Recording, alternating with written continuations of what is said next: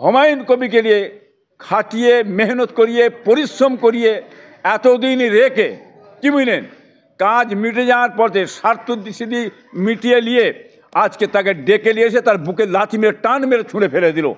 গোশ খাবো, মাছ খাবো, হাড় হাড্ডি খেয়ে টেয়ে নিয়ে চামড়া নিয়ে ডুগডুগি বাজাবো। মুসলিমদের সেই দুর্দশা হয়েছে। কিনে কাজ মিটিয়ে নিয়ে সব কিছু খেয়ে নিয়ে চামড়া নিয়ে ডুগডুগি বাজাচ্ছে, যাকে খুশি রাখছে, যাকে খুশি পাচ্ছে তাড়িয়ে দিচ্ছে, হাঁকি দিচ্ছে, বের করে দিচ্ছে। এত বড় বিশ্বাসঘাতক, এত বড় মিথ্যাবাদ, ধোঁকাবাজ কি বুঝলেন। ভারত স্বাধীনের পর থেকে কোনো মুখ্যমন্ত্রী হয় না, সেটা হচ্ছে মমতা ব্যানার্জি। আপনি কমলার মনোভাব, সম্প্রদায় মনোভাব আপনার। এই বাংলার মানুষ জানে আপনি মুসলমান বিদ্বেষ, আপনি জানে বাংলার মানুষ আপনি মুসলমানদের জন্য কিছু করেন না, হিন্দু ভাইদের জন্য কিছু করেন না। হিন্দু ভাইদেরও সর্বনাশ করেছেন। চা খেয়ে এলেও চাটা খুব ভালো, কাজ মিটে গেছে, হ্যাঁ, সেটা ডাস্টবিনে ফেলে দাও। সেই কাজ আজকে এই রাজ্য সরকার করেছে। তৃণমূলের মধ্যে নেতা আছেন, আপনাদের ঠিক দুর্দশা এইরকম হবেই, চ্যালেঞ্জ করে বলছি। রাজনীতির চক্রান্তে ফুরফুর হিসেবে আসছেন, এসে উনি কাজটা করতে চাইছেন, কিন্তু সংখ্যালঘুদের কিছু করা হবে না। ডানকুনি থেকে ফুরফায় রেল কবে হবে? কবে হবে দিদিমণি সাহেব, বলুন না কবে হবে? বলতে পারছেন না, চুপ মারে আছেন। ফিরহাদ হাকিমকে দিয়ে করা হলো, এটা মানুষ তো বাংলার মানুষ বুঝতে পারছি তো। সেটা নিয়ে কেস ফাইল করে দেওয়া হলো। কেস ফাইল করে যাতে বন্ধ করে দেওয়া যায়, কি বুঝলেন। কিন্তু কোর্ট বলে একটা আইন বলে একটা দেশে আছে, সংবিধান বলে একটা জিনিস আছে। কোর্ট তো রায় দিয়ে দিলে, সংবিধান রায় দিয়েছে, মসজিদ করতে পারবে, অধিকার আছে, যে কোনো মানুষের অধিকার আছে মসজিদ করতে পারবে। ওখানে সংবিধান তো মানা করে না, তো মসজিদ যেখানে করবে, মন্দির যেতে যতবার করবে, সংবিধান একটা আইন আছে। সেই জায়গায় কলে কৌশলে আজকে বন্ধ করে কিন্তু কোর্ট রায় দিয়েছে করার। সেই জায়গায় এই সরকারকে, এই রাজ্যের সরকারকেই সেইখানে যেয়ে দেখেন আপনার লক্ষ্য করতে হবে কোনো রকম দুর্ঘটনা না ঘটে। সে জায়গায় কি মেনেন অধিকার আছে, কোনো অপ্রীতির ঘটনা না ঘটে। আজকে সেই জায়গায় মন্দিরের শিলান্যাস হচ্ছে, আপনারা দেখতে পাবেন হাজারো হাজার লোক গেছে, সমস্ত লোক গেছে, ধর্মীয় ব্যাপার, কোনো অসুবিধে নেই। আজকে সেইটাকে কৌশলে বরখাস্ত করে দিয়ে ইনি কি বোঝাতে চাইছেন? আজকে বরখাস্ত করে ইনি কি বোঝাতে চাইছেন? এবার বাংলার মানুষ দেখুন আপনারা কিরম দ্বিচারিতা। হুমায়ুন কবিরকে নিয়ে খাটিয়ে মেহনত করিয়ে পরিশ্রম করিয়ে এতদিন রেখে কি বুঝলেন কাজ মিটে যাওয়ার পথে স্বার্থ সিদ্ধি মিটিয়ে নিয়ে আজকে তাকে ডেকে নিয়ে এসে তার বুকে লাথি মেরে টান মেরে ছুঁড়ে ফেলে। এই সরকারের রীতিনীতি হচ্ছে কাজ মিটিয়ে দেবো, মুসলিমদের ঘরে নিয়ে কাজ মিটে যাবে। চায়ের কাপ চা খেয়ে এলেও চাটা খুব ভালো, কাজ মিটে গেছে, হ্যাঁ, সেটা ডাস্টবিনে ফেলে দাও। সেই কাজ আজকে এই রাজ্য সরকার করেছে। কি মেনেন উনি কিন্তু মনে রাখবেন, মুসলমান, খ্রিস্টান এবং আপনার বাম, এরা জানি দুশ্মন হচ্ছে আরএসএস, এরা কোনোদিন মেনে নেবে না। কি বুঝলেন, এরা কলে কৌশলে মিটিয়ে দাও। সব দল উঠবে, সব দল মত উঠুক, কিন্তু বাম না ওঠে। এটা চক্রান্ত, আজকে নেই, বহুত পুরনো চক্রান্ত, এটা আমাদের জানা আছে, আমরা আগে যা বলেছি। অতএব এটা মনে রাখবেন, স্বার্থ মিটে গেলে টান মেরে ফেলে দেবে। আরও যেসব নেতারা আছেন, কি মানে তৃণমূলের মধ্যে নেতা আছেন, আপনাদের ঠিক দুর্দশা এইরকম হবেই। এইরকম দুর্দশা আপনাদের আগামীতে হবে। যারা সমস্ত গ্রামে গঞ্জে যে সমস্ত নেতা আছে, তারা অখাবলিয়ে অনেক কিছু বলেছিল, বলে মানুষকে বাধা দিয়েছিল, বলেছিল এরকম দুর্নাম বদনাম, সব বেকার মিথ্যে, মুসলমানদের হাত ছাড়া করে মুসলমানদের ক্ষতি করে দিলে, এত বিশাল ক্ষতি করলো। আজকে সেই সব নেতারা চুপ কেন, কথা বলে না কেন? বাংলার মানুষ ধরুন অধিকারে, ও ধরুন, ছাড়বেন না অধিকারে বলে দিচ্ছি। উনি তো তৃণমূলের কাছে বিক্রি হয়ে গেছে, তৃণমূলের বিরুদ্ধে কোনো কথা উনি বলতে পারবেন না।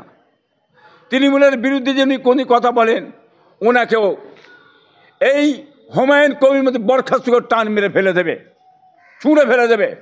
অতএব ওই ভিতরি যারা থাকবে, কি বুঝলেন, তৃণমূলের ভিতরি যারা থাকবে, তারা কোনো দিন এই সরকারের বিরুদ্ধে বলবেন অন্যায় করলেও সরকার, দোষ করলেও সরকার, সেটা বলবে না, ওরা চেপে এড়িয়ে বেরিয়ে চলে যাবে। এটা হচ্ছে এই তৃণমূল পার্টির রীতিনীতি। অতএব এই যে তৃণমূল পার্টিটা তোলাবাজি, গুন্ডাবাজি, লুট, দানাজ, খুন, খারামি এসব করা হচ্ছে এদের অভ্যেস। কি বুঝলেন? এটা করেই যাচ্ছে, আপনারা দেখে যাচ্ছেন। এরা বুঝলেন, এদের দ্বিচারী তারা জানবেন। এই মমতা সরকার যে সমস্ত প্রতিশ্রুতি দিয়েছিল, প্রতিশ্রুতি ভঙ্গ করেছে। আজ ফুরফুরা শরীফে ডানকুনি থেকে ফুরফুরায় রেল কবে হবে? কবে হবে দিদিমণি সাহেব? বলুন না কবে হবে। বলতে পারছেন কেন? হ্যাঁ, 10,000 মাদ্রাসা দেবো, আইটি কলেজ করে দেবো, বিশ্বমানের পর্যটন করে দেবো ফুরফুরা শরীফে। দেন না কেন? করেন না কেন? হ্যাঁ, আজকে সেই ফুরফুরা শরীফে প্রশাসন পেটিয়ে আপনি মেরেছেন, পিটেছেন, দুর্ভাগাভাগি করেছেন। হ্যাঁ, আপনি বহুত কিছু করেছেন।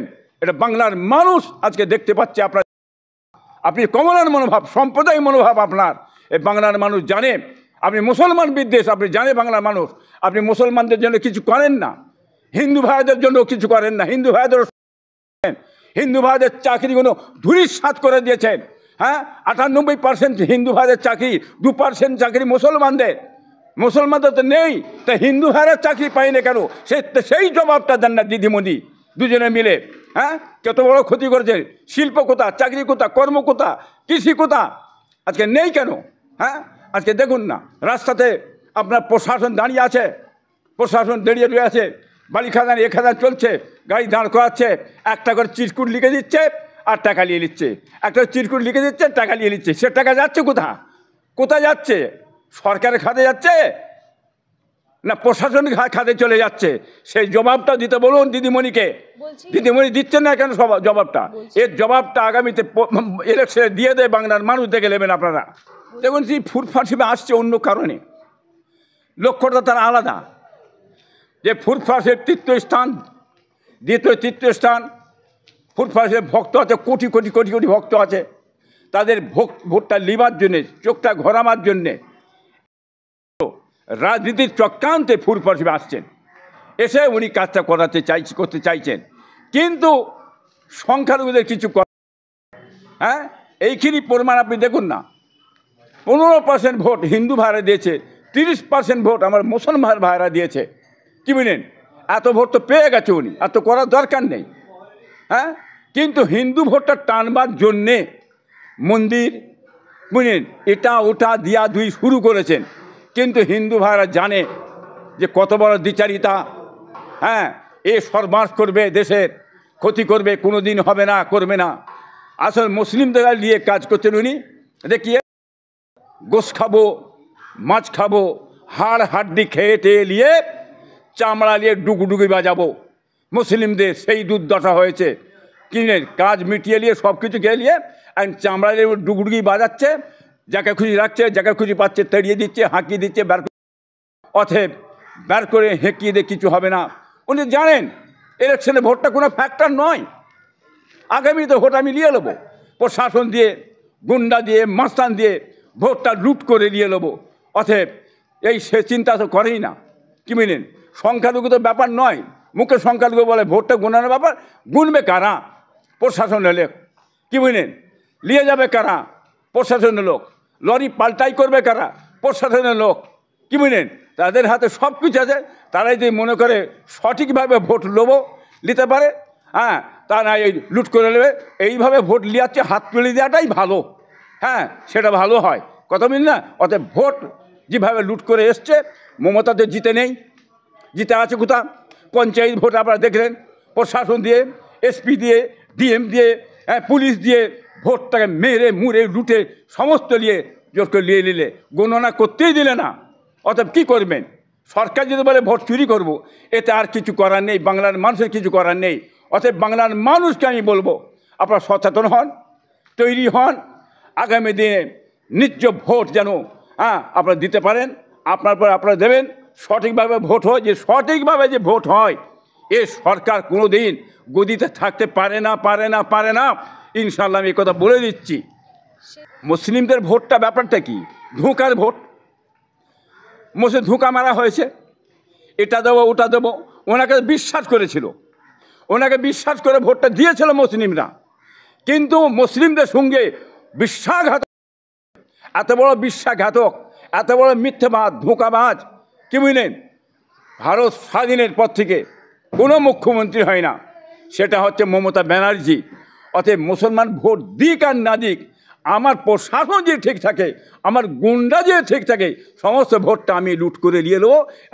অতএব অতএব এই সংখ্যালঘু ব্যাপারটা এখন কোনো ব্যাপার নয়, ভোট দিক আর নাই দিক।